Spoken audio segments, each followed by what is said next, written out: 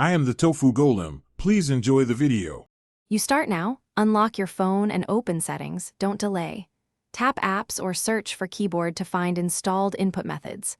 Once you locate Microsoft SwiftKey, press its entry to open App Details. This shows permissions, storage, and uninstall options. You need access to change default input. Make sure SwiftKey is not the active keyboard before proceeding. If it is active, tap Keyboard and Input Methods to switch temporarily to another keyboard so the uninstall can proceed safely.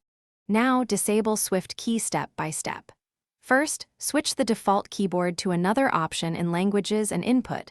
This prevents sudden input loss.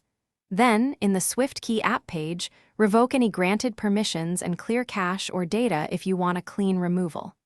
Once done, tap Uninstall. If only Disable appears, choose Disable to hide it. You're doing this to ensure system stability and avoid residual background processes, so follow each toggle and confirm prompts. Finish by restarting your device. This finalizes removal and clears temporary files. After reboot, open keyboard settings to verify SwiftKey is gone. If it still appears, check Device Admin or Special Access. Revoke any admin rights and try Uninstall again. As a last resort, reinstall SwiftKey from the store and immediately uninstall. That often restores the regular uninstall path. If you encounter errors, make sure another keyboard is set as default and that no profile or enterprise policy is blocking removal. Thanks for watching. Consider subscribing if we helped you today.